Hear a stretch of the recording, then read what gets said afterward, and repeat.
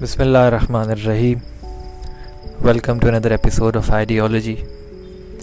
And today we're going to talk about Eskimo. That is an ice cream sold in Denmark primarily by the Unilever and some other companies. And the term has recently come under scrutiny and review by the ice cream makers because of the public opinion, terming this a stereotyping phrase for the people.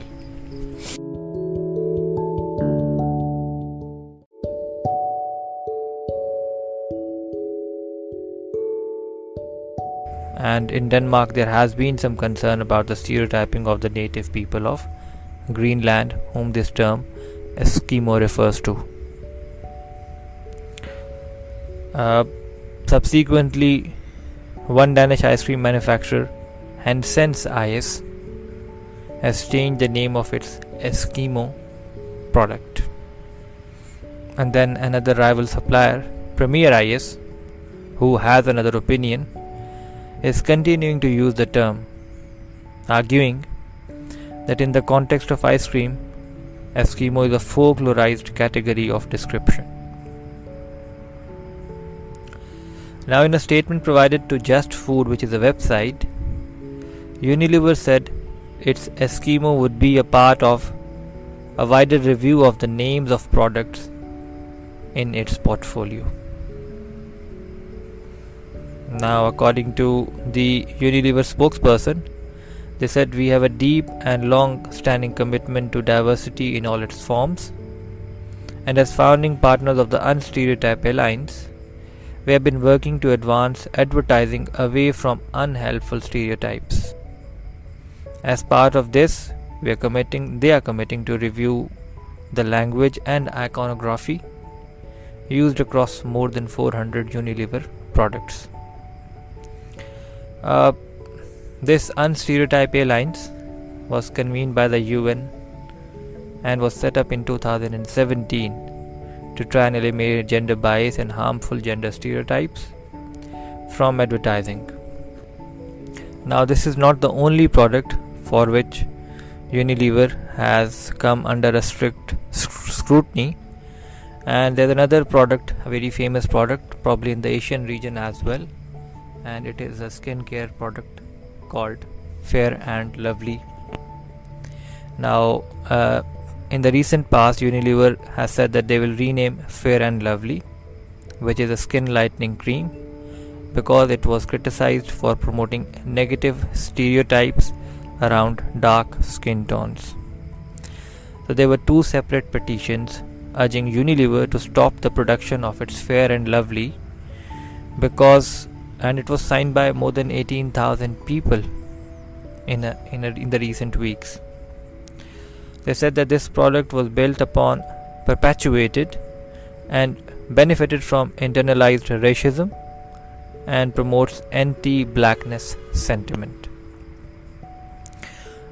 Similarly, the petitioner also said that it tells us that there is something wrong with our color, that we have to be light in order to feel beautiful, in order to feel worthy. And yes, it is true. So,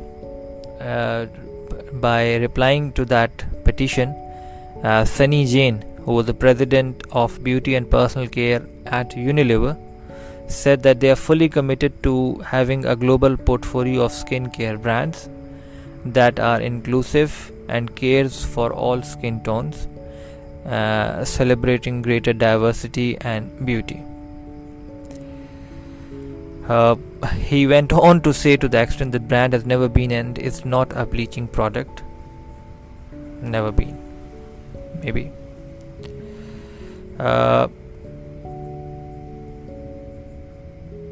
George Floyd. Now, this all is happening because of George Floyd, and we pay salutation to him and we thank him. Unfortunately, he lost his life, but probably he's going to give some rebirth to the society.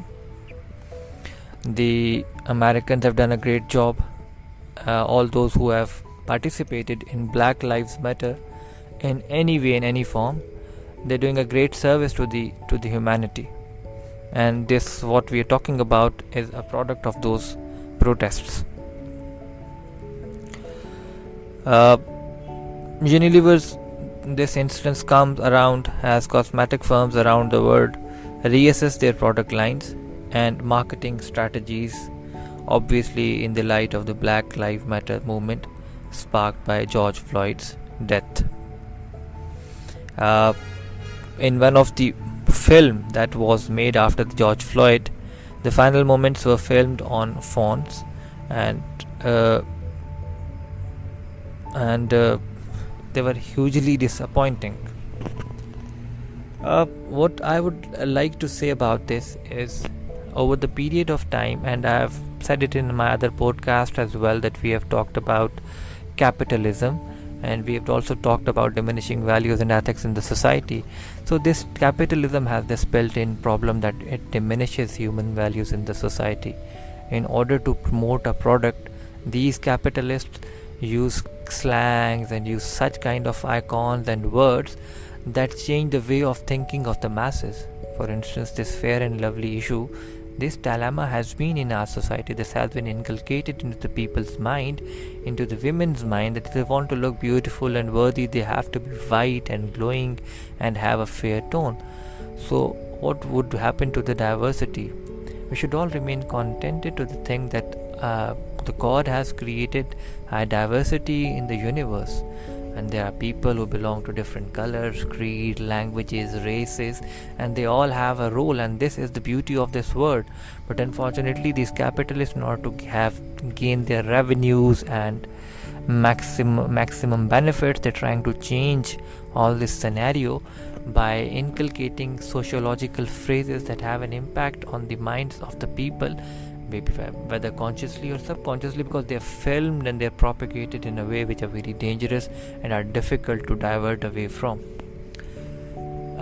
So this was all about Eskimo, and we stick to Eskimo. There can be a lot can be said about this.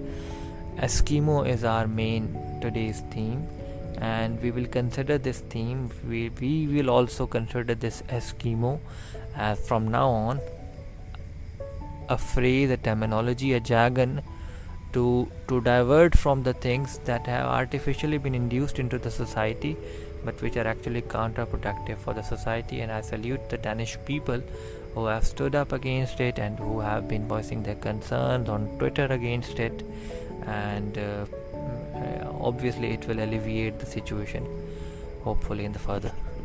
I hope you all have a good day.